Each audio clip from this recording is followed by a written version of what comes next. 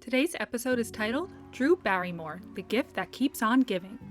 This article is written by Christopher Davis. Now that Barrymore is proving she can conquer the talk show format, is there anything this Hollywood legend cannot do?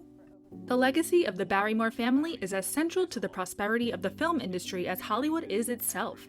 In the early 1910s, film production was just beginning to find a new home in the town of Hollywood, and several rising stars of the silver screen flocked to Southern California in hopes to establish their burgeoning careers. Of the film actors that were able to find success in what became known as the Golden Age of Hollywood, two kindled a romance that would culminate in a family tree integral to the American film industry. John Barrymore, a prominent star in romantic films of the early 20th century, and Dolores Costello, nicknamed Goddess of the Silent Screen, met while working at Warner Brothers Studios. The couple got married in 1928 and, in addition to continuing their illustrious film careers, had two children. The power couple's son, John Jr., continued his family's trade of acting, where he found fame of his own. Eventually, John Jr. married Jade Mako, and their daughter, Drew Barrymore, was born in 1975. Drew was swift to advance the Barrymore tradition of acting, as she rocketed into the Hollywood scene at the age of 7, when she starred in Steven Spielberg's E.T. in 1982.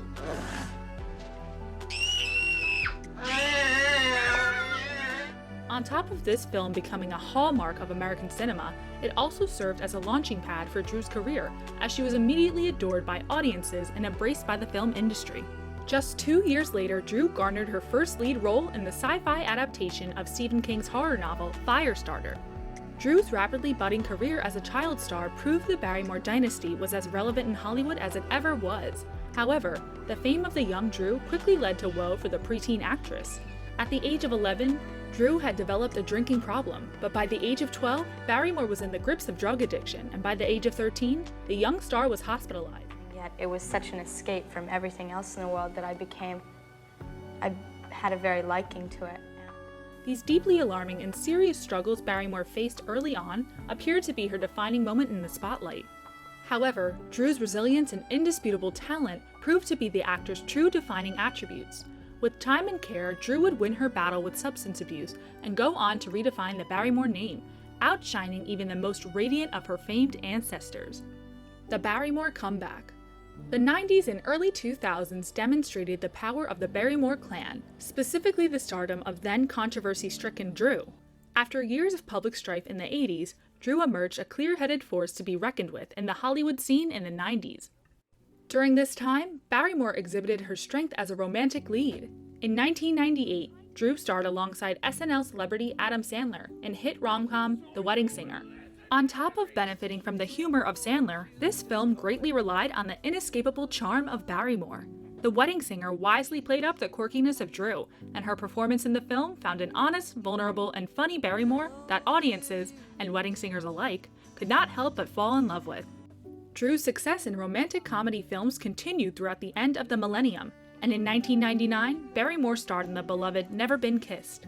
Drew took center stage here and redefined the modern romantic lead, a confident woman unwilling to change her infectious personality for any man. Equally clever and quippy as she is beautiful, Barrymore became the model of what rom-com protagonists should be. And her extensive career in the genre lasted well into the late 2000s, with popular films like Fever Pitch, Music and Lyrics, and 50 First Dates. In addition to Drew's triumph in the rom-com field, she also verified her ability to lead franchises in major Hollywood blockbusters during the 90s and early 2000s. I want to be dead! That's not too much to ask for! Barrymore once again established herself as a film icon when she starred in 1996 horror hit Scream. Launching one of the most successful slasher franchises of all time, Drew's performance in the first scene of the film was so affecting it set the horrific and meta tone for the rest of the films, as well as cemented Barrymore as a legitimate scream queen among the likes of Jamie Lee Curtis. Following Scream, Drew re-entered the action genre in 2000, starring in an adaptation of the spy classic Charlie's Angels. Barrymore played the lead angel beside megastars Lucy Liu and Cameron Diaz. The Charlie's Angels series exploded Barrymore's value as an action hero, but did not cheat the audience out of the most enthralling characteristics of the star. Maintaining all of the heart and humor that comes with her engrossing personality, Drew's commanding performance in the Charlie's Angels films presented her star power as an absolute fact, and demonstrated exactly why she, along with the entire Barrymore family, has remained a staple of the Hollywood tapestry. Drew today. We are once again in a Barrymore renaissance. For a while, it had seemed as though Drew Barrymore fanatics were left to reminisce and live out the rest of our days in the early 2000s bliss. Although she was not as centrally poised in the film scene as she had been in the mid and early 2000s, Drew had been staying busy with several projects behind the screen, emerging as a leading influential producer as founder of her production company, Flower Films. And the creativity that stirs inside of you, you need an outlet, and this is that place. So, although Barrymore remained booked and busy, she was noticeably less paramount in cultural discussion. Luckily, Drew has once again proven pop culture's inability to keep away from her. The first blaring sign of her significance in modern day can actually be traced to R&B superstar SZA.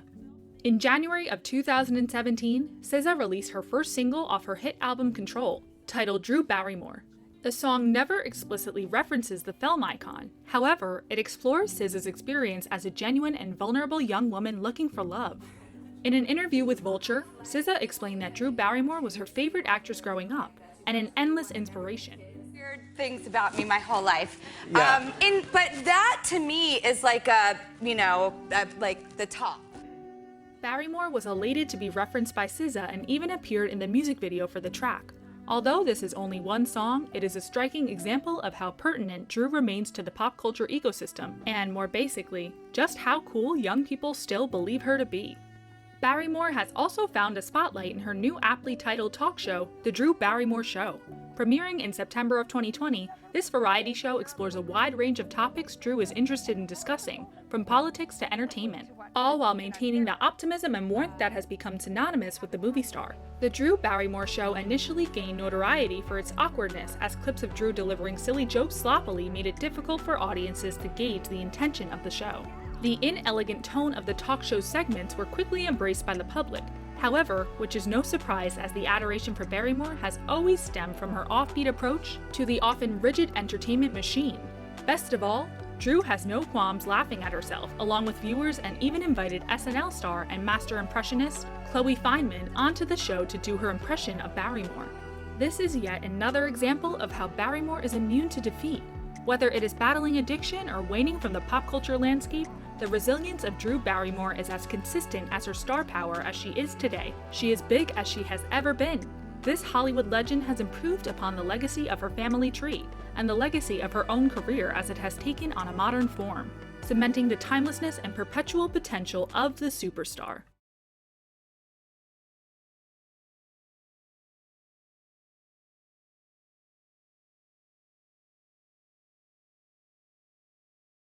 Thank you.